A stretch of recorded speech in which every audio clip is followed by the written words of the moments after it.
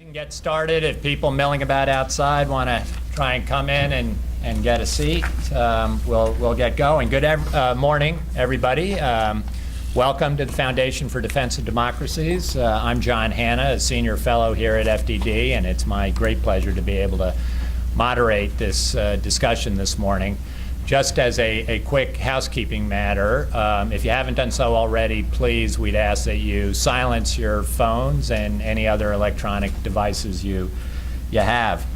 Now, as is frequently the case, maybe too often the case, there's no shortage of foreign policy crises that are currently roiling the Middle East that we, in theory, could have discussed this morning. There's the, of course, Israel-Hamas mini-war, ISIS in Iraq, the civil war in Syria, and the looming deadline on these nuclear negotiations with Iran. But you could have gone probably to any one of 10 other institutions around this city, and if you'd wanted to talk about one of those topics instead, to the great credit of this very smart FDD audience, you've chosen to come here for what I think is going to be a slightly different kind of conversation, one that may be a bit more removed from the immediate day-to-day headlines, but is nevertheless, I think, of considerable long-term and enduring importance to U.S. foreign policy. And that, of course, is this question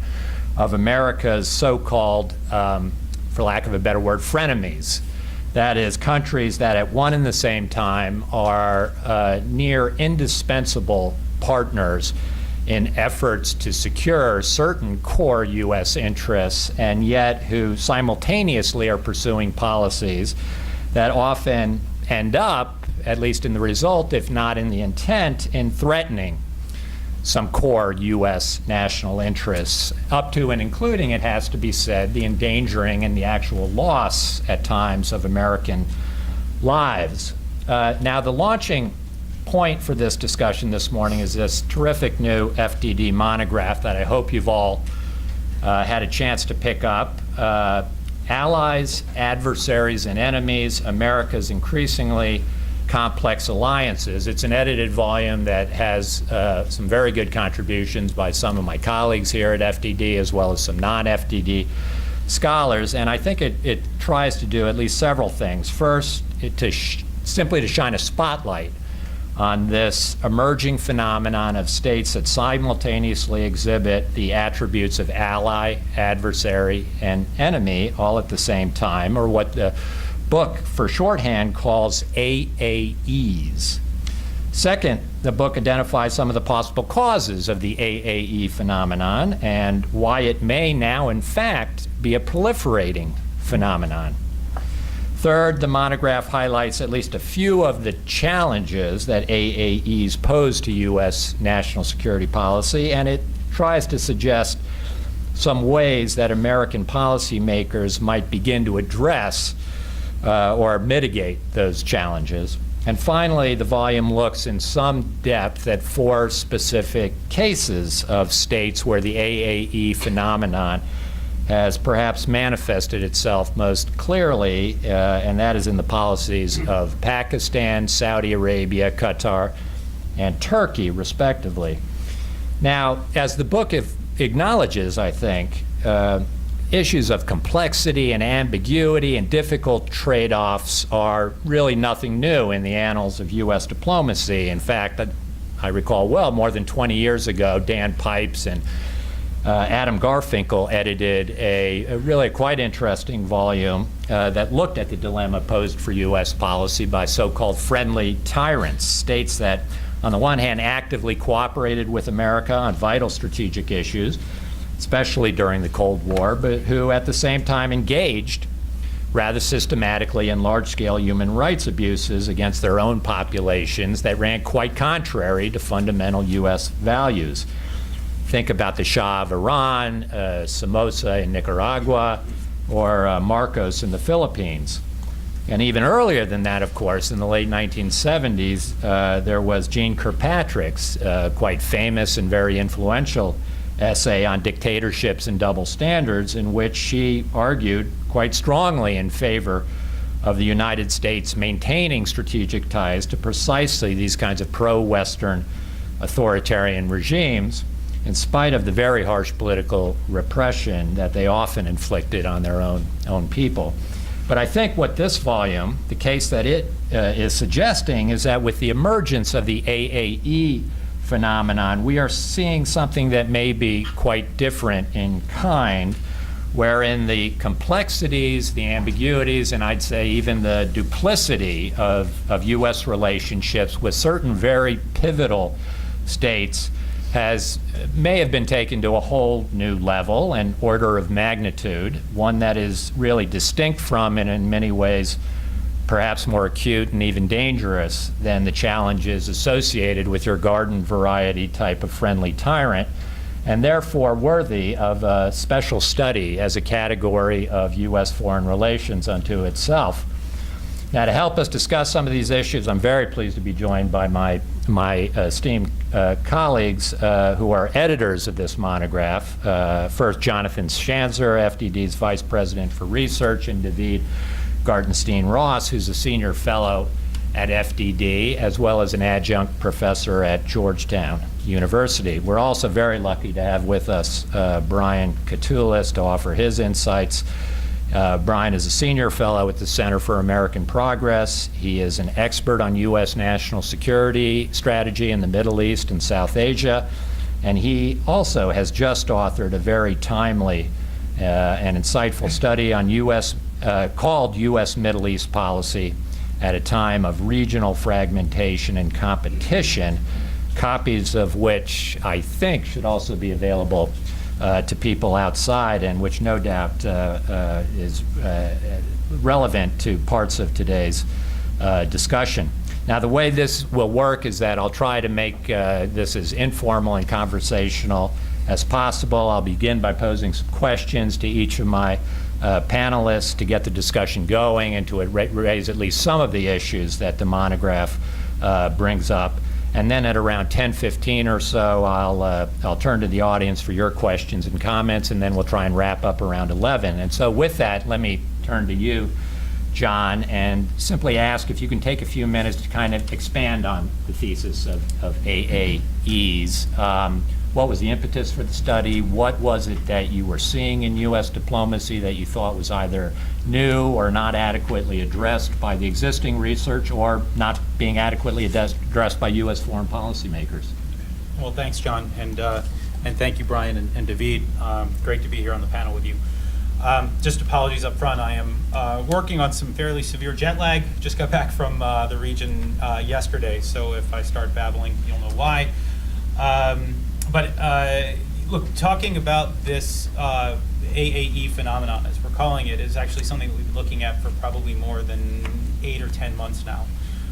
It stems from what appears to be pivots in U.S. policy, right? This sense that the Middle East policy as it is now is not working, and that we've needed to restructure some of our alliances, reconsider some of our alliances, and this has turned the region, I think, or it has contributed to some of the turmoil that we're viewing right now. And the way that I would describe it quite simply is that the United States is weaker now as a result of a number of choices made militarily as well as economically, and this is, I think, sensed by the entire Middle East.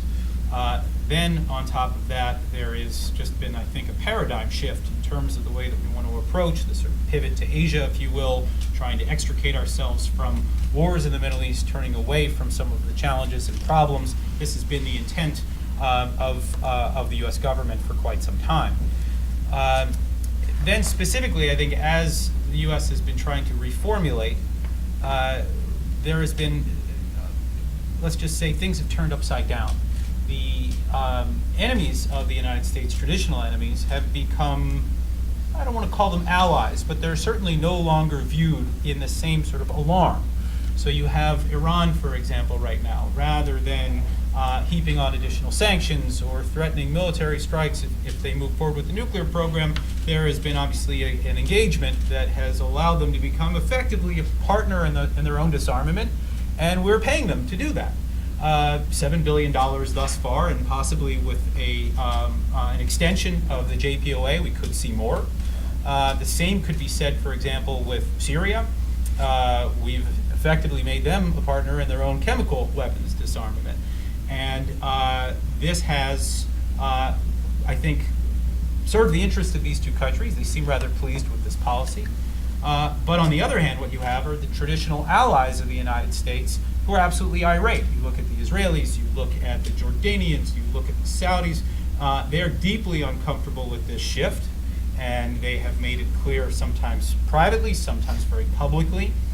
And then what you have is this very strange kind of middle ground where there are traditional allies of the United States, maybe not the most key allies, but allies nevertheless, that appear to be taking advantage of America's weakness and America's shifts in policy, and they have adopted policies of their own that are at the same time very cohesive with our goals in the region, but then also challenge U.S. policy, sometimes endanger U.S. policy. And I would point to Turkey, Saudi Arabia, and Qatar right now, specifically as countries that are have adopted some of these policies. I can get into some of those later, but this is the basic concept of what we're looking at right now. It's the result of a U.S. policy very much in flux in the Middle East.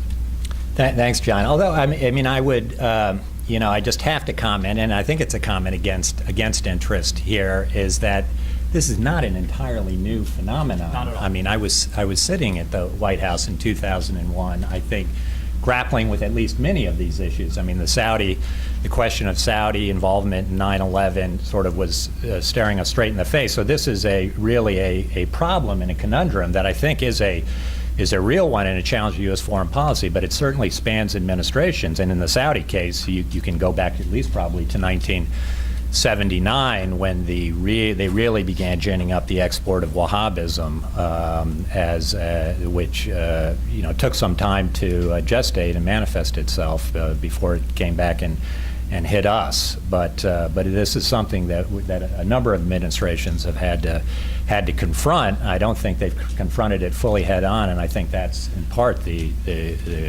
great contribution of your monograph, is that it really begins to lay out a framework for identifying this issue and then trying to think through some of the policy implications for it. David, I wonder if I can just quickly turn to you to try and put some flesh on the bones here and actually take a particular case that I think you all have studied in great depth, which is maybe the paradigmatic case of the AAE phenomenon, and that is Pakistan. And just describe for us a little bit about exactly the kind of dilemmas the U.S. is confronting in that case. Yeah, absolutely. And Pakistan is a case that I think is not only paradigmatic in terms of the AAE phenomenon, but also, as you were saying, John, it spans administrations. There's a very interesting symmetry to the U.S.-Pakistan relationship. In the late 1970s, Pakistan had become an absolute pariah, both because you had a coup that installed a military dictator and also because of their development of nuclear weapons. Fast forward about 20 years, and they became a pariah again for the same reasons. In both cases, they went from pariah to being a vital U.S. ally almost overnight for the exact same reason, which is Afghanistan. In 1979, you had the Soviet invasion of Afghanistan, which made Pakistan a vital partner in supplying arms and training to the Mujahideen, to the Afghan factions that opposed the Soviet presence in Afghanistan. And obviously, in 2001, the issue was the 9/11 attacks and the fact that Pakistan was geographically very important. Now, after the 9/11 attacks, the U.S. Made the decision to route its supplies through Pakistan into Afghanistan, which proved to be a very fateful decision for the U.S.'s war in Afghanistan. This is actually a very strange war in that when you look at the U.S.'s relationship with other states, Pakistan was both the U.S.'s most vital ally. And I say most vital because for the majority of the war, without Pakistan, U.S. troops would not get adequate supplies. And it was also the U.S.'s deadliest state enemy by far, given the relationship between Pakistan's military intelligence, the Inter-Services Intelligence Directorate, or ISI, and various insurgent groups in Afghanistan. That made it almost an impossible war to fight when one state is both your closest ally and also your deadliest enemy at the exact same time. To me, this says a few things about the AAE phenomenon. One of which is having insight into what countries are doing and what they're likely to do is very important. Right after the 9/11 attacks, the U.S. Persuaded the then leader of Pakistan, Pervez Musharraf, to declare his end of support for jihadist groups. It didn't hold up, but I believe that this is something that the U.S. did think was going to stick. Now, one thing that I've done a lot of work on with respect to Afghanistan and Pakistan is really mining the history of the relationship. I'm not going to get into it in much detail here, but suffice to say it's a very rich relationship and one which almost guaranteed that for a variety of reasons Pakistan could not turn its back on support for militant groups in Afghanistan, both because you had personal relationships that had developed between ISI officers and Afghan militants, and because there was such a perception of state interests in supporting violent non-state actors inside of Afghanistan. Another thing that it puts its finger on is that dependency relationships help to foster the AAE phenomenon. One of the reasons it was so hard to deal with what Pakistan was doing is because the U.S. was absolutely dependent upon Pakistan to get supplies into Afghanistan. Now, near the end of the war, the U.S. developed alternative supply routes, the Northern Distribution Network, which comes in from Afghanistan's north, but that was both too little, too late, and too expensive. So I think as we move forward, we're going to see much more in terms of dependency relationships for a variety of reasons, some of which are structural to do with the international system. As a lot of challenges are no longer state to state, but instead deal with non-state actors and several attendant variables, including resource dependencies and other areas where the U.S. is going to be forced to depend upon others, we're going to find ourselves in this very uncomfortable position where we rely on countries who not only don't have our best interests in mind, but also sometimes want to do the very worst to us. Brian, let me get you to sort of weigh in here and comment on what's been said and just the general thesis of AAEs. Does it ring true to you? Is this a either new or unique phenomenon and problem in U.S. foreign policy? I know that you've spent a lot of time dealing with Pakistan as well as several of the other case studies in the book. So I wonder if I can get you to comment on the phenomenon of AAEs. Great, and thank you for inviting me to be here. And really, what FDD does in terms of stimulating our thinking and conversation is great. I've engaged, and in these discussions and participation has helped my work quite a lot, and it's great to be here. I think if you read the book, and it's really an important contribution, it demonstrates the complexity and nuance of the world in which we're working right now. I don't know that it's a growing trend. It's been there for a while, but I think the changing geopolitical dynamics have exposed this and made it more in our consciousness. And if there's one thing I think the book does, and if you read it carefully, and I think it's a very important point that too many national security analysts today don't recognize, is this recognition that the battle of ideas, the notion of ideology, is being used by many of these states to advance their own influence throughout their region. And it's an interesting point that I think falls dead today, unfortunately, and should be raised and surfaced in our consciousness. This is raised in your chapter on Qatar. I think Saudi Arabia quite clearly has a worldview, and it plays in that. And I think we as Americans in 2014 have lost that sense of this is not only a battle about stopping violent jihadist extremists and people who want to kill us and developing homeland security mechanisms to prevent that and maybe even going on the offensive. There's a competition for ideas, and what this book does, and many of these groups that are fit into this category, use and utilize sort of their own conception of who they are and try to connect with populations to advance their agenda. I agree with you, John. I'm not sure if it's a growing trend, and I quibble a little bit with it at certain points. I think it seems to imply that America is actually weaker and less influential than we are today. I think we certainly have seen some decline, and it's a multiplicity of factors. But I think we're in a very, I think, a negative and pessimistic phase, understandably, given all the turmoil that's going around. But when you look at the fundamentals of our economy, the fundamentals of what we're doing here at home, as well as, again, our values, and I'm biased here, but what we stand for, which is often not brought into the game in terms of trying to shape and influence these dynamics. Some of the essays seem to suggest, and I don't think this is what the authors mean, that we should just disengage. I think what David said is decreasing our dependency, I think, is an important thing, but it's easier said than done. Just in the example that you cited on Afghanistan and Pakistan, decreasing our dependency on Pakistan as a route increases our dependency on Russia or, heaven forbid, Iran. Nobody really talked about that seriously, but if we want to stay engaged in these places, we essentially need to learn how to actually better shape the dynamics within these countries. And that's the point that I'd like to make, is that given all of our considerable powers, quite often our discussion is focused on very narrow tools, important tools, but not enough tools, and how we mix the tools of shaping the calculus of different actors. And that's where I hope we can get into the discussion. I think it requires the U.S. to actually have a more coherent national security strategy than it currently does and has not had for several years. It needs to think about how we can boost partners and expand the zone of those who share our interests and values, both in countries, but within countries that are divided.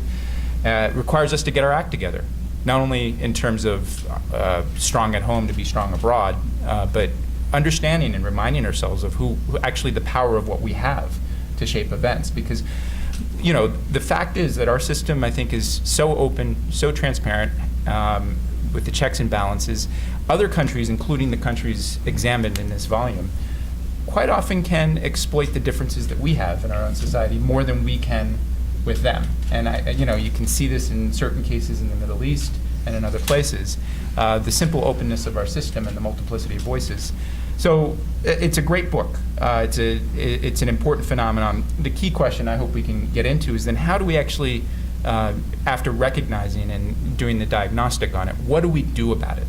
And I hope we can get into the discussion there. Yeah, no, we definitely want to get into issues of U.S. policy. But before we do, I want to pick up on one item that you mentioned, and it's perhaps a sensitive one, but it's, I don't think the book necessarily attributes the AAE phenomenon to anything specific having to do with the Muslim world, but all the cases are, in fact, Muslim majority countries. And I wonder if, in fact, Brian may not be putting his finger on something, that there are real ideological underpinnings that have to do with the phenomenon. And they do, I think, at least one of the common factors between each of these regimes is that they all ascribe at some level that their regimes follow a certain brand of Islamist orthodoxy. I mean, it's different in each of the different cases, from Wahhabism in the case of the Saudis to a more Muslim Brotherhood-oriented brand of Islamism in Erdogan's Turkey. But is that a factor at play here? David, why don't I throw it to you? I think that it's certainly a factor that's at play here. I think that another thing that's a factor that's at play is simply the fact that this region, both the Middle East and also South Asia, have been so central to U.S. foreign policy over the course of the past decade and a half, that when a region is extraordinarily important with such a large number of countries, and one other factor that I'd say is in common amongst them is, unlike the United States, which Brian, I think, did a good job of articulating, has a very open system, these are, with the exception of Turkey, relatively closed systems, and hence systems that are able to operate in ways that are not particularly transparent, and that can be sometimes a bit more coherent than the U.S. has been in terms of execution of a specific strategy. I think I have Qatar in mind when I talk about policy coherence. There's an extraordinary degree of coherence in Qatari policy, ranging from its use of Al Jazeera as a foreign policy tool, to the way it liaises with non-state actors, and the full array of what Qatar is doing, I think, is not particularly well understood. In part because you have so many rumors surrounding Qatari foreign policy that sometimes it's difficult to separate truth from fiction. But also because, and this is a somewhat of a digression, but I think it's important to say that most of the Qatari foreign policy experts at this point in time are Qatar-based, which is very limiting in terms of ability to write about the country.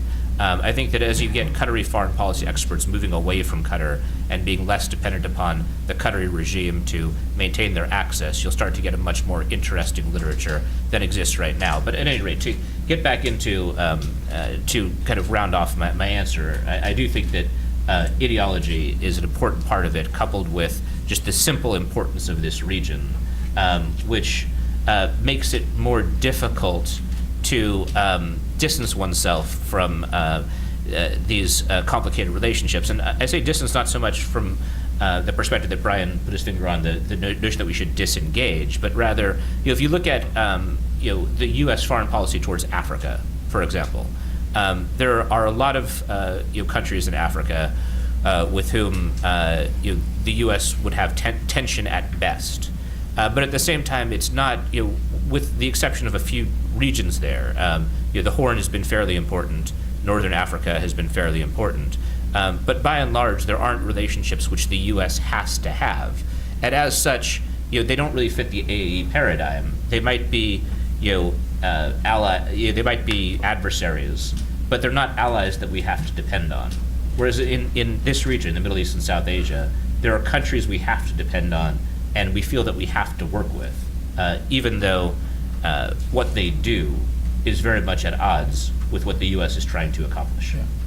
And if I could answer your question, I mean, quite clearly, Islamism is a challenge, and in this region. But I would say it's what I was trying to say in terms of the battle of ideas. When you look at countries like Russia, which is an adversary or an enemy, at this point, it strikes me that foreign policy analysts quite often don't look at what they're doing beyond the security realm and grabbing territory. What they're doing in terms of promoting, if you read Putin's speeches about traditional values, and even some conservatives, I think, in this country before the recent mess was praising Putin for the traditional values. And I was talking to a journalist from Europe who was very smart, and she was describing to me how Russia, in places like France and other parts of Europe, are actually using this notion and working with the elements in the right in Europe. So my main point in the battle of ideas is, yes, it's certainly connected to religion in many cases. Putin tries to use at least some sort of connection portrayal of it to Christianity, and it's an interesting phenomenon. It's exceedingly in our face in the Middle East. It's so obvious. And if you take a look at the report that we did last month, it's the product of a lot of field research in 4 different countries. We looked at case studies of this phenomena of political Islam and Islamists, the Muslim Brotherhood, as well as Salafist jihadists. And what I would say the report tries to do is that beyond the Shia-Sunni divide that we all see quite clearly in Iraq and other places in Syria, there is an intra-Sunni battle. Religion and support for various religious groups is part of that battle. I'm not certain even our report or the great work David and other analysts do. I think we're only scratching the surface of the complexity of the networks of how countries like Qatar, Saudi Arabia, others use their financial support and work, and Jonathan's work on this is great too. I don't think we have as clear of a picture of what's actually going on in that. The second thing I'd say, and I have an allergy to a phrase you just used, which is the Muslim world. And as a policy analyst, and I think it's a big mistake that the Obama administration has done in its early mode of engaging and appointing envoys and in having entrepreneurial summits with Muslims in the Muslim world.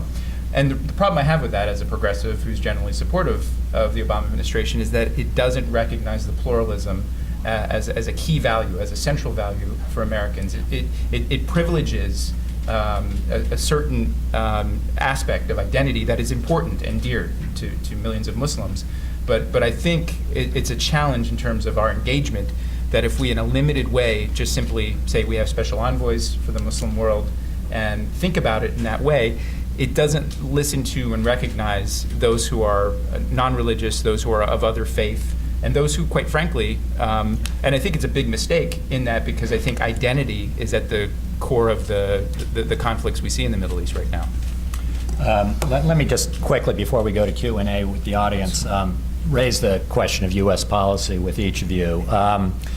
I think the study gets into U.S. policy a little bit, but I think it's the next natural progression for this, is some kind of systematic effort to begin looking, if we've got at least a decade, if not 2 decades of experience with this phenomenon, whether we knew it or not, what has worked, what hasn't worked, where do we need to think about new areas of policy forays, as Brian has raised. In the case of Musharraf, as David mentioned, I'll say it more vividly. I mean, after 9/11, Rich Armitage allegedly went to Musharraf and told him, get on the right side of this issue or we'll bomb you into the Stone Age, allegedly. And there was, at some level, a dramatic reversal in Pakistani policy, certainly in terms of allowing the U.S. full entree to initiate a war in neighboring Afghanistan against some Pakistani allies, and also some, as the study acknowledges, serious cooperation on nabbing some of the worst al-Qaeda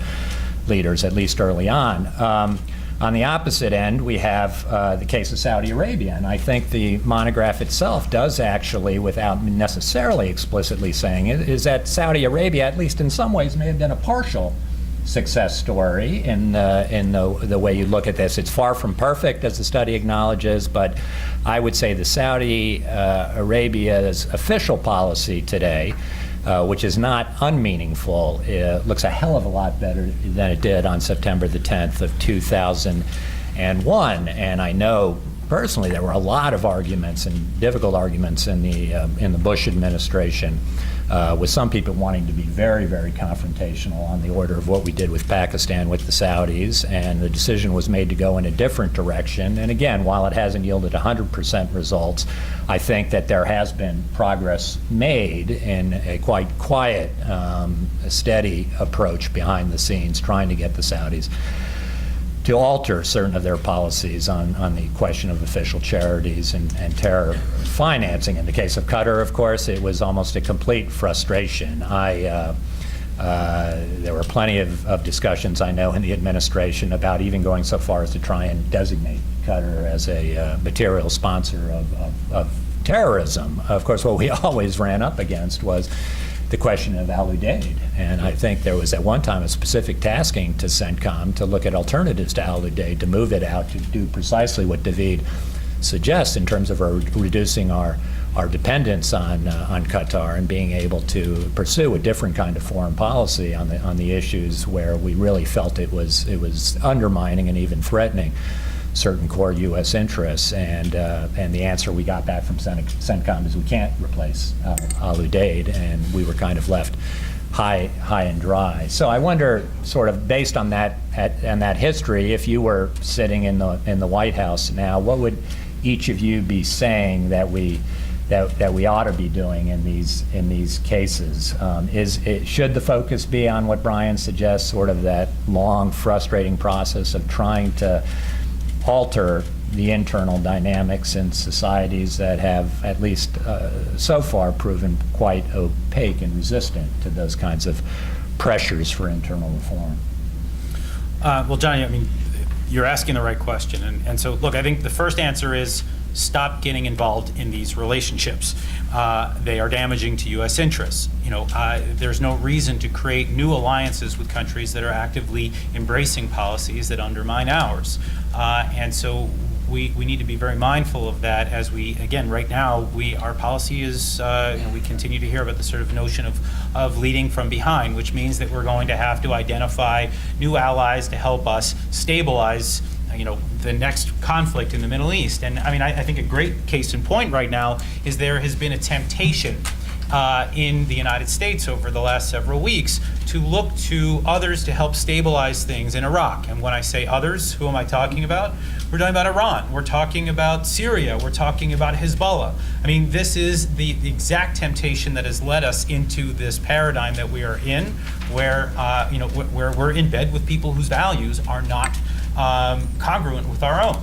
And so we're going to have to stop this in the first place and to think about other ways to neutralize our problems. And then there's the question of, look, maybe the disengagement is the wrong word, but we're going to have to make our relationships that are our current AAE relationships contingent upon reform. I mean, I'll take Turkey, for example. I would say that this is a country that has been a major surprise to a lot of us. It was a NATO ally, a stalwart U.S. ally, and in recent years has gone in the direction of helping Iran sanctions bust to the tune of $12 or $13 billion. They're harboring Hamas operatives. Their border policies inextricably led to the rise of ISIS on the Syrian side of their border. We have not said a thing. I mean, I can remember one comment from the president saying that their border policies are unhelpful, but that's not addressing the broader picture of what we're seeing. And so because of the, maybe let's just say the longstanding alliances and maybe even some of the assets that we have on the ground, Qatar is another great example with Al Udeid, there's a reticence to speak publicly about this. There's a reticence to challenge these countries because we need them so much. So we've got to start to draw down on how much leverage these countries have over the United States, and to begin to try to enforce reform. Because look, the danger here is that you get to a point of kind of no return, where the alliance is solidified and that there is a tacit acceptance on the part of the United States of policies that end up hurting us. I think Pakistan, as David mentioned, is a terrific example of that. We got caught, and then there was really nothing to do once the war was already underway. I would like to hear from our other panelists, but I'm already over my time that I'm supposed to go to the audience. Hopefully your brilliant questions will give them a chance to expound upon these topics further. We do have a microphone in the back, and if you can just raise your hand, and I will call upon you if you've got a question. Right up here in the front. Joe, if you can just identify yourself. And thank you. Joe Bailey, Lebanese Information Center. First of all, this is a fascinating conversation, and I think we need to have more of those these days in Washington. I mean, you said this is not a new phenomenon, but I think we never had this heated debate in Washington about how to approach the issues of the Middle East. Of course, one conclusion that we're hearing, sometimes we're reading, or we're hearing sometimes from, let's say, members of Congress, is that we have no true friends in the Middle East, so we have to give up. I mean, we have no Sunni friends, no Shia friends. We have maybe only Israel. So my question is, can we identify, and John mentioned what we should do about our current allies or friends, but do we have alternatives, first of all, and who would these alternatives be? I mean, can we identify friends? I know you don't like the Muslim word, Brian, but can we identify friends in the Muslim world other than the current ones that we can work with? Let me be clear, I like the Muslim world. No, I do. It didn't come out quite right. What I was saying is I don't like the framework for engagement, if you understand my point of pluralism. With that clarification, if I could take a first stab at it. And first, let me just say, John's question, I'd like to go back to, in the process of answering your question, what do we do about it if we were sitting in the White House? What should we do about it? And I'll answer your question in that context. I think 4 things came to mind when you asked that question. One, and I said this before, we need a national security strategy, an overall framework. Here, not only do I mean the technical document, and I'm a national security policy nerd, these things probably matter quite a lot less in reality than I think they do, but I think they're important for organizing how we think about what America's role in the world is. And all of the things that Jonathan has been talking about and what this book talks about needs an overarching framework. We need to know what we actually need to get done in the world. And this administration is behind on it, but what I'm suggesting is not something just bureaucratic like that. I think we as a country, which is the second point, need to reinvigorate what is our sense of purpose. Why even engage? Because you guys are here because you're interested in foreign policy. The thing that's changing in this country that scares the hell out of me is that the vast majority aren't. On the left and the right, there's this trend towards disengagement, and it's our responsibility to define, and I have ideas of what that would do, what that means. But in this context of frenemies, I think a third thing we need to do is expand and boost the partners that we have. I think in the Middle East, you mentioned Israel, and quite clearly they're one of our most reliable and capable partners. We can debate sort of actions or things that they do, but my view is, who we're going to call when we have problems, and there's a mutual interest there. Jordan, I would put in that category as well, though it needs to take some steps to reform and address some of the issues there. There are pockets of partners within countries, and you're from Lebanon, but what we're not good at in our statecraft right now, which is my final point, is looking for ways to proactively shape events that move beyond this addiction to dictators, that move beyond this simplification of defining security as just military action. I'm not a pacifist. I think military action is essential for keeping America safe, but it has to be connected, to my first point, a strategy and a sense of purpose. So I think the things that we have in our arsenal, which often aren't strung together by a maestro. We have this enormous orchestra. Jonathan was part of this, one of the revolutions we had in national security in the Treasury Department. These tools, I think, are underutilized. There's a risk in overutilizing them at times, as we might see from this BNP Paribas case in Europe. But my main point is, how do you integrate these tools in a way that actually reshapes dynamics in these frenemies? We don't have that, and I think the reason why we don't have that is that we don't have the overarching, where do we want to go as a country in the world? And then we don't have very good functioning interagency processes to get to the tactical and operational levels.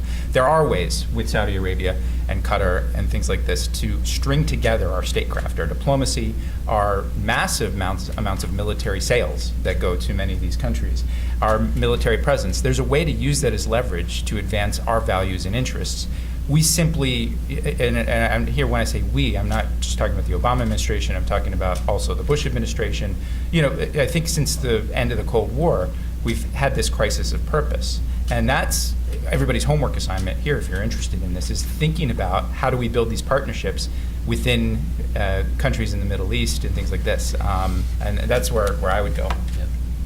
Quickly, I strongly agree with Brian that we need a framework for executing national security strategy, and I'm glad he mentioned the interagency process near the end.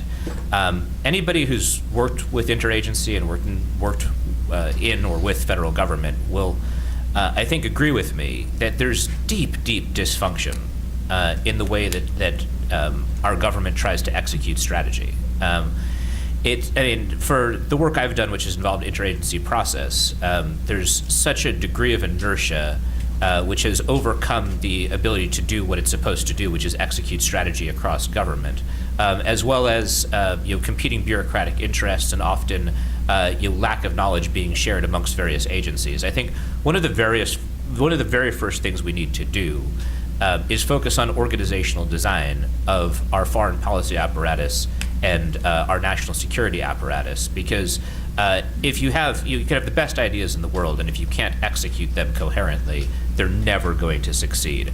One thing I would add in that regard is I think building up greater specialization within our foreign policy apparatus is important.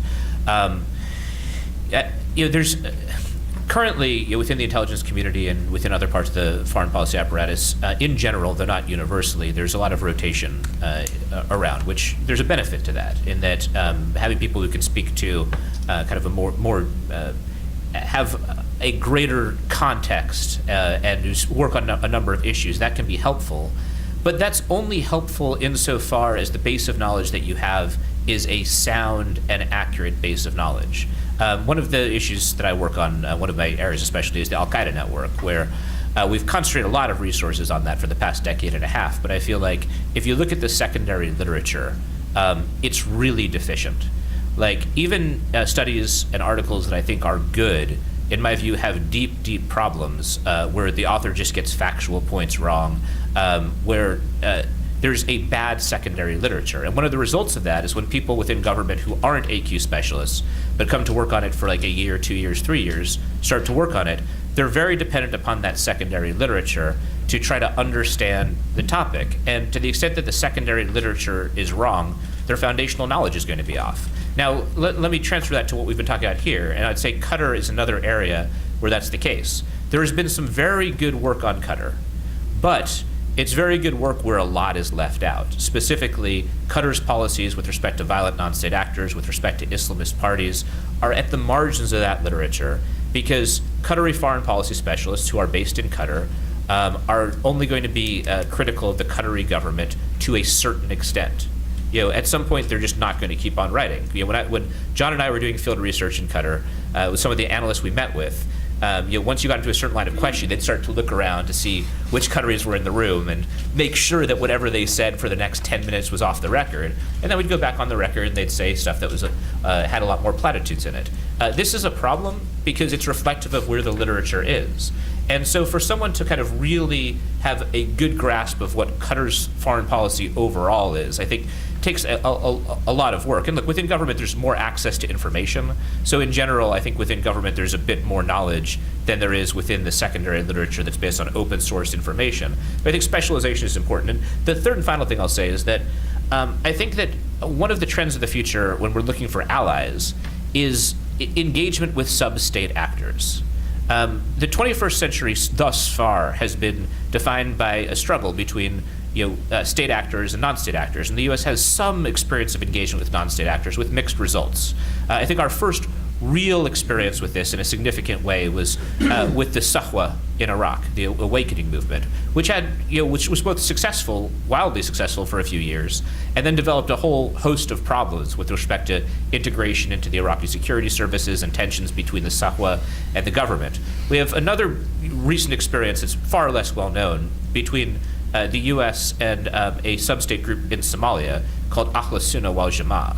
But as we see states look less and less like states, and as we see non-state actors look more and more like states, the distinction between state and non-state is really eroded. You can see that in Iraq right now, where you have this non-state actor which controls a significant amount of Sunni territory, and when the government is mobilizing, one of the first things they mobilize is Shia militias, which are trained and armed by Iran. So, who's the state, who's the non-state actor? Likewise in Libya, you have this offensive being carried out in Benghazi by General Hifter.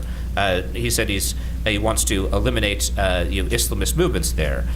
He has parts of the military that have defected to him after he after he seized the parliament. So parts of the Air Force are now working for him, and you've had certain members of the Libyan government who say that they're loyal to Hifter. And on the other hand, you have him fighting against Islamist militias who are receiving funding from the Libyan government. So who's the state actor and who's the non-state actor? I think we'll see more and more situations where actually the answer is not exactly clear. One result is going to be increased engagement with sub-state actors, and one result of that is that we can actually ask the question in a more nuanced way once we get better at engaging non-state actors, which is still a problem for us, but we can ask the question in a more nuanced way: who are our allies? Who has values that are lasting and very much in line with what the U.S. is trying to do?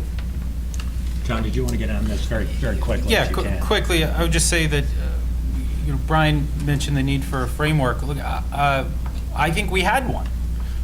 It's not a very popular one right now, but I think we did have one. And John, you worked on it when you were in government, and that is that we had a broader framework put forth by the Bush administration, which was about beating back the forces of violent Islamist factions and trying to promote democracy in the region. And I think that for lots of reasons, primarily the Iraq War and maybe exacerbated by some domestic issues here as well, that effectively collapsed and we gave up on it. And since that time, we've sort of been reaching out to some so-called allies, maybe not with others. The Arab Spring has made that even more complicated, where we've gone in to try to prop up some regimes and help them from collapsing while we've been trying to hasten the demise of others. It's gotten a lot more confusing, and it's not really based on Islamism or the violent interpretation of that ideology. It's not really based on democracy. It seems to me that we've really lost a framework over time, and I think that's been a major challenge. I think the point is that we can still make it clear what we look for in an ally. I don't think we're doing it. I truly don't. I think we've been entirely inconsistent about this, and I think that we still, I mean, the tools that you mentioned, Brian, whether it's these treasury tools, the designations, I mean, these are still at our disposal, and I think that we should actually be more eager to use them. The problem, of course, is that within the interagency process, this is where, it's not where I got all my gray hair, but at least some of it, you would find wanting to go after an actor in one of these countries, and then find that, well, the State Department disagreed because we had assets there, we really relied on them for certain things. And so you're not going to see designations of individuals in Qatar. You're not going to see designations of individuals in, in Saudi Arabia. I mean, gosh, there's probably hundreds more that we could go after to make sure that the policies that they've been pursuing on the margins would come to an end. We've not done that. And so, look, we have all the tools at our disposal. We have a framework that's already been there to help us identify exactly, Joe, the question that you asked is, who do we work with? We have elected over, it's not only the last 6 years, I would even say we saw a decline maybe toward the end of the Bush administration as well, of just sort of saying, okay, we're being too principled here. We need to make some exceptions. I think principles is really where we need to get back to here. And so, yeah, the framework is needed. The question is, do we need to reinvent the wheel, or can we use what we've already had in place? Other questions? Yes, this lady in the middle. Wait for the mic, please. Identify yourself, please. Thank you. I'm Christina Lin, Center for Transatlantic Relations, Johns Hopkins University. If we disengage from these countries and this region, and rising extra-regional powers such as China and Russia fill in the vacuum, and acquire basing in these very geostrategic locations like Turkey, geography matters, would this be a security concern for the U.S.? What about that? The dangers of reducing dependency, perhaps disengaging, retrenching a bit from our involvement in these relationships. Can that vacuum be filled by bad actors? And just in this case, in the issue of the friendly tyrants, of course, we found that going after the Shah and Somoza in Nicaragua, perhaps people would argue that there were unintended consequences of that, and what we got was, rather than someone who was willing to work with us on strategic issues and repress his own people, we got somebody who repressed his own people and even worse, and didn't cooperate with us on strategic issues. So there are unintended consequences of certain policies that I'm sure are in people's minds. Is that a danger here if we alter our policies too much on this question of AAEs, that we may get something that we really don't want? I think if we disengage, yes, it's absolutely a danger. I would distinguish between reducing dependency and disengagement, though. For reasons given previously, disengaging from Pakistan during the course of the Afghanistan war would have been, I think, impossible. But if we spread our options a little bit more, if the Northern Distribution Network had been developed earlier on, it would have lessened dependency on Pakistan. And as a result, it would have increased the U.S.'s leverage. I mean, the very small leverage that the U.S. had can be seen by what happened when Pakistan shut one of the major supply routes into Afghanistan, the Torkham Road crossing. At that time, you had all these backed up trucks that were supposed to deliver supplies to ISAF, and you had trucks that were carrying oil where 70 trucks at a time were being burned on the way in. I mean, extraordinarily dramatic footage of what was happening when Torkham Road got shut. At that point, the U.S. then started to really increase its efforts for the Northern Distribution Network, which, as Brian put it out, one of the results of depending upon that supply route would be that Russia would have more leverage. I mean, there's cost to all of these decisions, but if you're able to reduce dependency or spread out dependency, that increases leverage. It doesn't necessarily mean disengagement, but absolutely, particularly with China. I think that's I think Russia is a concern in terms of coming in to fill in the vacuum, particularly in areas that are part of the Russian sphere of influence and the old Soviet sphere of influence. But with China has a much more of a global reach, and so China's already capitalized a bit on some of the different paradigms that the U.S. has. I mean, China is known for harassing its business partners less than the U.S. does about some of the unsavory things they do, human rights abuses, and the like. Those are differences in paradigms that are very real that will be fleshed out over the coming decades. So it's an issue, but disengagement and reduction in dependence are not the same. Yeah, and I don't see us disengaging at all. I know it's sort of like an easy throwaway line, but I think what's going on in the Middle East we're talking about right now is a right sizing of our approach, and we're still the dominant and unrivaled conventional military force in the Gulf, at least. When I go to the Gulf and you talk to Saudis or the Qataris, or yes, China's buying more oil from them.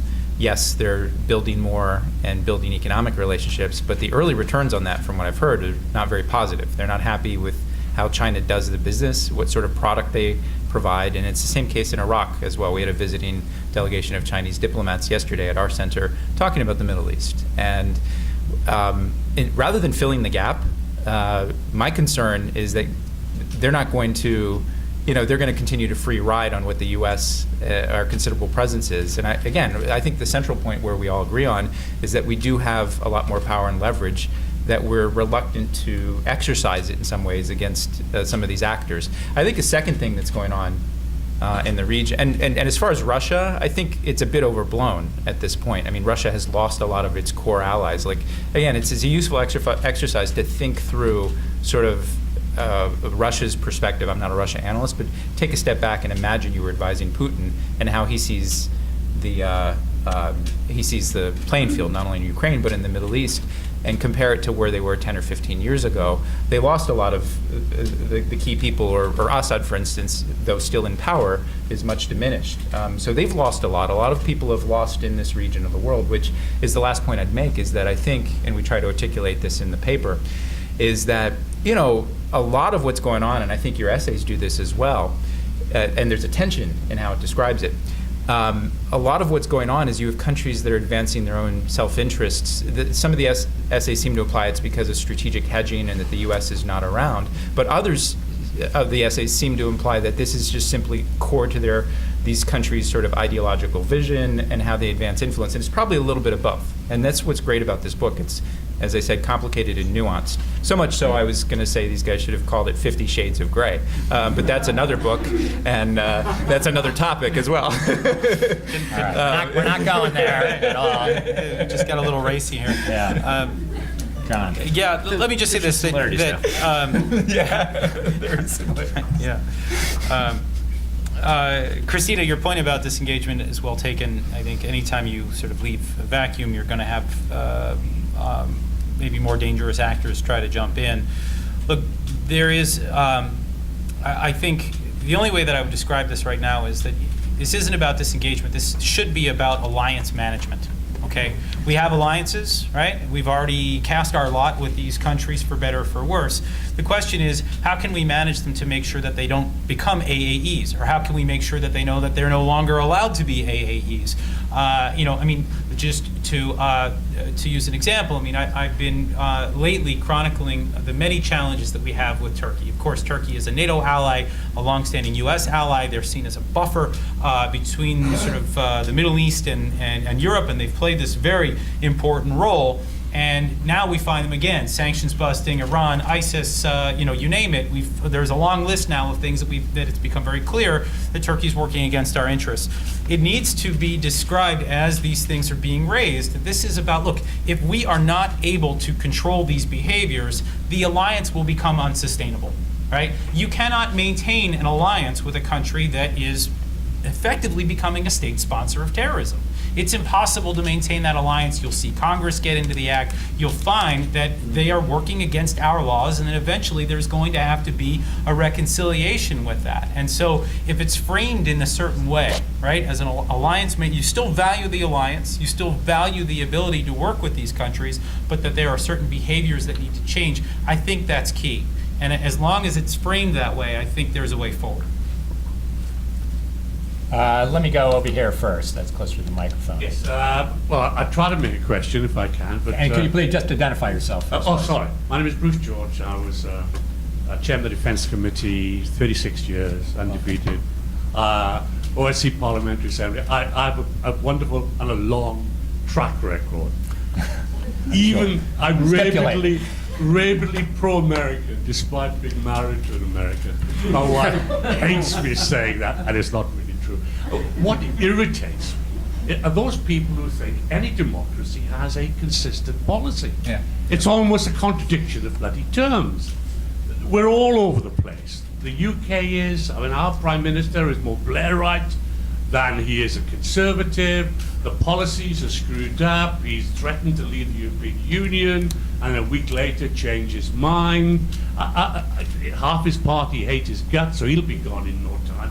The world is a mess. So talking about abandoning bad allies is a bad policy, because we're running out of allies. The Sears point, well, all the Sears points is the US, and if I was American, I would be a Democrat. I'm not trying to hide that. But there's so much bloody inconsistency in policy, and it is deeply irritating. Changing policies, different voices coming out on different days, arguing differently. And I know it's an impossible demand to say to the US, for God's sake, get your act together, because their response would be to Britain and Europe, get your act together. But what is irritating beyond words, the last point, if I may, is Europe's in a mess at the moment. You know, you have a lot of lunatic political parties. In my own former constituency, you know, a large number, an increasing number of Muslims, almost all of them, absolutely decent, patriotic Brits, even though they come from a different culture. But there are at least between 600 and 1,000 Brits of Asian origin who are now fighting abroad. And will those who aren't killed, and I frankly hope most of them will be, that those who survive are going to come back to the UK, or they'll come back here and they'll carry on fighting. It's a great danger, because our government took a little bit of time to work out that, oh, we can't believe that so many Brits are totally hostile to us. So we have to be better as governments, better as parliaments, better coordination between government and parliament and the governments of the allies, get a more consistent policy, because the way we are going, with the way in which allies are disappearing and terrorist states are increasing, we are going to be in deep, deep trouble, and that requires coordination and more intelligent decision making. Thank you very much. Anybody want to comment on that, John? There's a lot to address there, so forgive me if I don't address everything, but maybe just one observation. And that is that, look, I think for the first 6-7 years after 9/11, there did appear to be more coordination and maybe more of a sense of direction. I think that part of what we're seeing here right now is a sense that whatever we were doing before had failed. Look, I would argue that President Barack Obama's foreign policy, or at least the platform when he was first elected was, I'm not going to do what that guy did, okay? And now it is, don't do stupid stuff, right? I mean, but it's not actually saying what it is that we are doing, right? I mean, there is a sense of we've gotten past this and it's wrong, but there is no clear way forward right now. And I think I see that among Europeans, I think the sort of traditional allies. And I think that what we're seeing right now among countries like Qatar and Turkey and others is that they see that ambiguity on our part. They see that prevarication. And that is, I think, feeding this. It's not the only reason why we're seeing it, but it's part of it. Yeah, if I could add, though, I mean, and I share your frustration. I hope it was clear in my remarks that we need to do this. And I've written with one of my British colleagues, I'm not a transatlantic expert, but I've written a few articles you can find on our website where we published in Europe about this before Obama's trip. We've lost this sense of purpose. And I think, you know, I don't disagree with what Jonathan said about the Bush administration. It had a strategy and approach. I would say also right before it, and we should give a little bit more credit also to the Clinton administration, when you look at what its theory of the case globally post-Cold War, and it was grounded in what its predecessor was doing, was this notion of democratic enlargement, and that a lot of things like NATO expansion, which some people malign, or the inclusion of China in WTO, or things like NAFTA, where there was a certain trajectory of we need to engage in multiple ways. There were problems and mistakes made in both administrations. I think like the Bosnian sitting on our hands for a while was a big mistake. Obviously a lot of errors in Iraq and lessons learned there. And I think what I'm arguing for is a much more considered, okay, what do we learn from this? I think the Obama administration, not to sound too much like an apologist for them, but they came in with a heap load of trouble, and much of it economic, and a crisis then. They also came in with a lot of naivete about we're just going to engage the world. And I think in word, they confused a lot of people. We're going to be doing something different with engagement.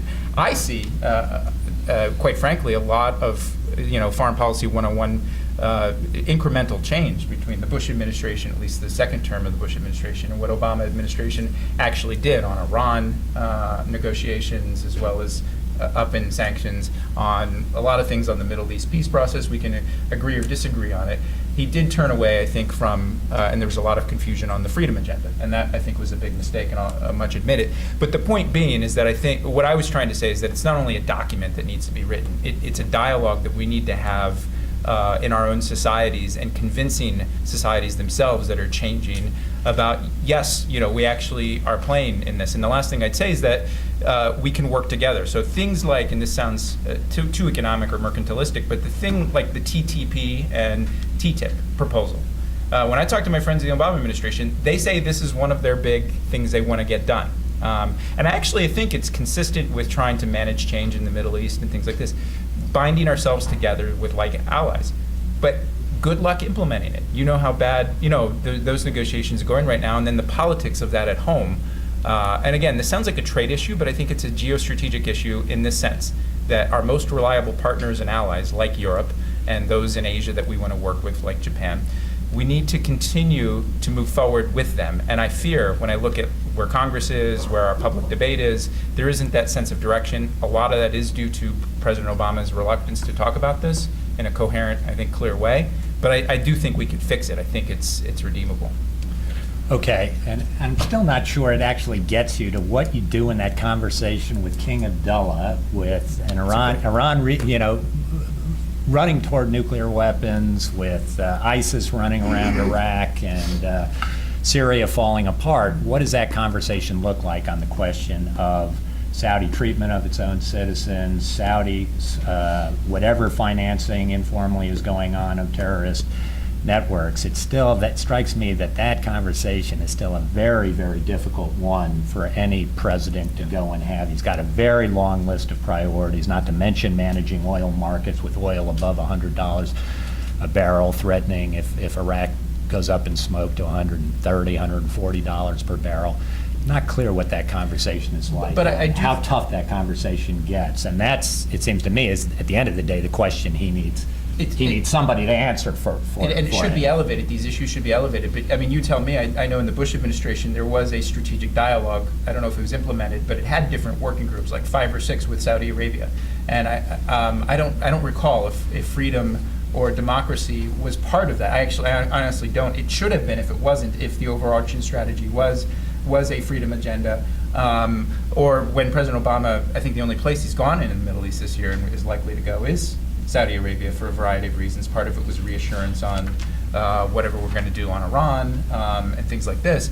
But I'm quite certain that they did not bring up these issues of basic rights. Right, and it wasn't because people didn't say these are obviously critical issues and important to the American people. Yes, in the back, you've waited very patiently. Please identify yourself. Hi, I'm Mimi Gergis, host of the Mimi Gergis Show on Sirius XM Radio. Hi, David. I think you said that Qatar was using Al Jazeera as a foreign policy tool. Can you expand on that and whether that extends to Al Jazeera America as well?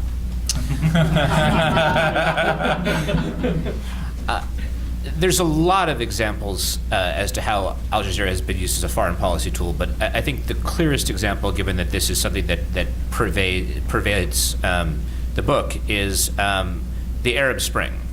And the way a number of different Qatari foreign policy tools were used together to advance Qatar's agenda, which was a very pro-revolutionary agenda, except in Bahrain. In places like Tunisia, Egypt, and Libya, Al Jazeera would, very clearly humiliate the rulers. I'm not saying this is a bad thing at all. They pretty much deserve to be humiliated. But you'd have something that didn't happen previously, right? You had Mubarak on television saying, Tahrir Square is completely clear, the protesters are gone. And then you'd have Al Jazeera broadcasting footage simultaneously in split screen, showing what was happening in Tahrir Square at that point in time. Now, after the revolutions were done, people started to see this as more problematic because Al Jazeera had a line that I think could, for its Arabic channel, be very clearly defined as pro-Muslim Brotherhood. That across countries, in Egypt, in Tunisia, and in Libya, it had an editorial line that either subtly or not so subtly favored the Islamist parties. Now that was exactly of a kind with Qatari state policy, where it was also providing aid, money, other kinds of assistance to these parties. It had invested in them heavily. It wanted these parties to be the winners. Now, the reasons why are debated. One of my chapter in this book makes the argument that analysts tend to overlook the ideology of Qatar's foreign policy, which I think is very strong. Some people will cast in material terms. Some of the analysts that John and I spoke to in Qatar will argue, well, they just wanted to go with the winners, which I don't agree with because they're also picking winners at the same time. But again, that's neither here nor there. Regardless of their reason, they were supporting these policies across, they're supporting these parties with various tools of state policy, from their international media arm to their foreign assistance arm. Now, as to Al Jazeera America and also Al Jazeera English, there are somewhat different editorial lines from one to another, from one channel, one arm of Al Jazeera to another. For Al Jazeera America, I think the answer is almost certainly yes. Although exactly what it's trying to accomplish is perhaps a bit more subtle. One thing one can see in Al Jazeera America in particular that it has in common with certain other foreign broadcasters, including RT, is it's intensely interested in U.S. decline and U.S. economic problems, and illustrating this very clearly. Now, what that's designed to accomplish, I think, may be a little bit different for Qatar than it is for Russia. But that's one aspect of it. I think it's a little bit more apparent in Al Jazeera Arabic than the others. But given that this is state-sponsored and has been a tool of foreign policy for them, just as, look, VOA, Voice of America, does some good journalism, it is also a tool of American statecraft. It's not, it doesn't have an editorial line that's as strongly controlled, but look, anytime you have a foreign broadcast service that's financed by a state, it's going to be a tool of statecraft in some way. And some tools, some countries tend to hold their tools of statecraft much more tightly, and Qatar is certainly one. I'm glad you made that distinction, so we won't be answering complaints from VOA. John? Yeah, look, I think all 5,000 viewers of Al Jazeera America would probably agree that it's a tool of statecraft.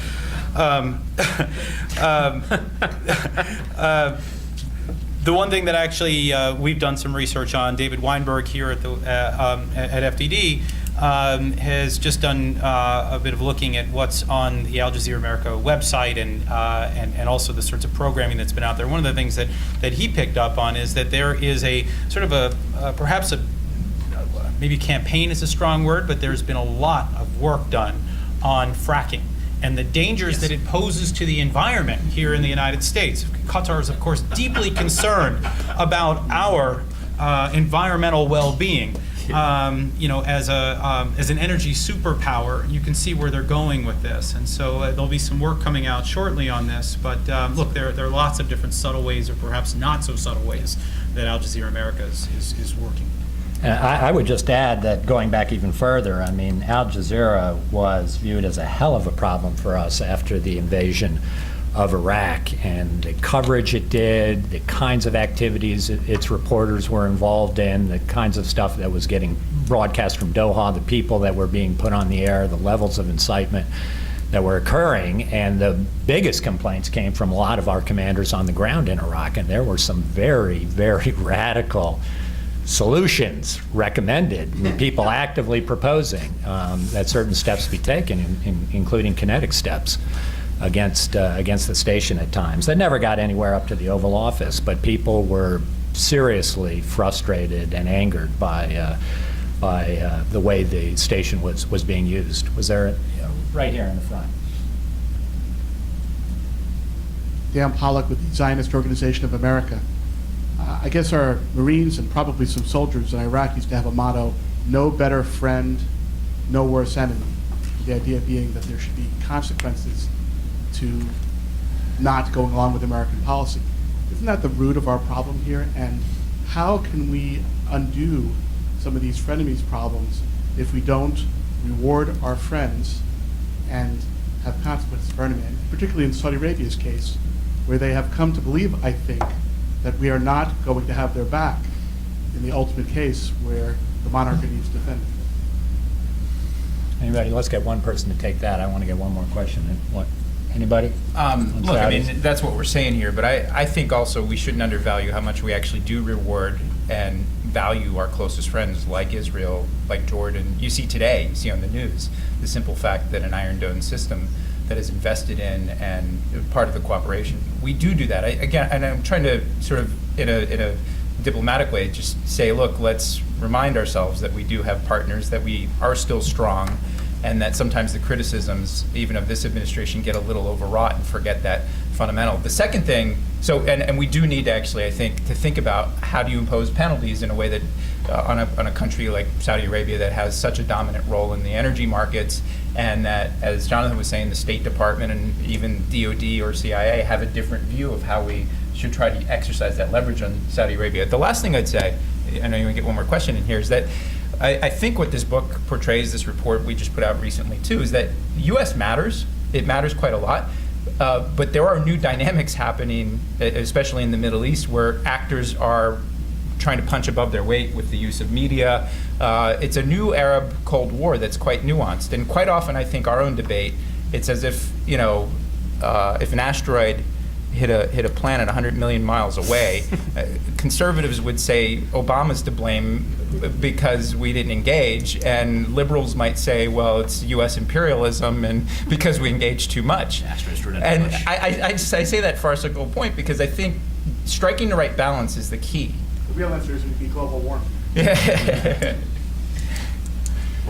one more in the back. We've got a couple of minutes. We need to be very brief, but yeah, please, sir. Thank you very much. My name is Sajid Bilal and I am from Pakistan. I would go by the question of my previous speaker also. I would just suggest as the terminology frenemies, I think, is not a good terminology. If you have allies, you have allies. There may be, there may be irritants in the relationship. In case of, for example, Pakistan, I can tell you with a lot of confidence and surety from the very inception of the country, we had been looking towards the United States as a friend, as an ally. And we have been taught, I have practiced for over 20 years in this profession, our relationship with different countries, and I can certainly see that on all the important issues which are important to the United States, for example, Pakistan always comes forwards with its support. And in any relationship, there are definitely some ups and downs. So if, because of that, there is, for example, a setback in relationship for a moment or for a short period of time, that does not mean that that country is actually an adversary or an enemy. So my suggestion would be that, the notion of saying that a country is an ally, at the same time it is an adversary or enemy, is incorrect. This type of a relationship just cannot be sustained. And sooner or later, if the damage is greater than the more powerful partner in an alliance can accept, this is going to break. And in case of United States and in Pakistan, definitely if something like that happens, there will be no more alliance. So what do you think about it? Thank you. I would just say, I mean, regarding the terminology, I think, you may or may not be right the way U.S. diplomats want to speak about our relations around the world. As an analytical matter, I think, these guys have jobs where they've got to describe the phenomenon as they exist in as objective and realistic a way as they can in terms of what they're actually seeing. And my own sense is that they are onto something here. Precisely Jonathan's point is that allowed to continue in this way and not dealt with in some more cooperative and collaborative and honest fashion by the United States and some of these key partners, that these relationships do become, which are critical to the United States, critical to our partner nations, do become somewhat unsustainable. That something will break. The center cannot hold. But I'll let Jonathan or David kind of have the last word here, and then we'll close. Sure. I'll agree with John that diplomats speak and analysts speak are two very different things, and analysts have the luxury of being a hell of a lot more frank than diplomats generally are. To me, in looking at whether a country is an AAE, ally, adversary, and enemy, you have to look at the relationship with the country in fact. Pakistan is a very unique case where over the course of the past 13 years it has acted both as an ally and also as an enemy simultaneously, and one can see that in terms of the American blood that's on the hands of parts of the Pakistani government. Now, let's bear in mind that Pakistan is not a perfectly unified actor. There's a difference between the civilian government and the ISI. And the civilian government has often had trouble controlling it. Even Pervez Musharraf had trouble unifying the government, as can be seen by the fact that you had multiple assassination attempts against him, which had clear indications of being an inside job, which gives some of the indication of the fragmentation of power within the country. So it's not a moral. We're not passing moral judgment upon all of Pakistani society in any way, shape, or form. But in essence, when you look at the sum total of Pakistan's policy, there are deep, deep contradictions in terms of its relationship with the United States. And that's something that needs to be acknowledged if one is trying to analyze the relationship between the two. It is not a typical foreign policy relationship. Okay, let me go ahead and close the discussion. I would just say that, I worked in the policy planning division of the State Department for a few years in the early 1990s together with my colleague here, Jim Holmes, who was my boss. And, what policy planning is supposed to do is sort of avoid the, chasing the immediate crisis of the day. Jonathan just passed me a note suggesting that the ground war in Gaza has in fact begun. Or maybe about to start. And in fact to cast your eye somewhat above the horizon, one or two steps down the road, to think about those perennial problems that policymakers themselves are unable to really think seriously about, analyze, and come up with possible policy solutions too. And it seems to me that in this monograph and in Brian's work and in this discussion here today, I think that's precisely the kind of thing that they've tried to do. And so please join me in expressing our appreciation for, I think, a terrific conversation.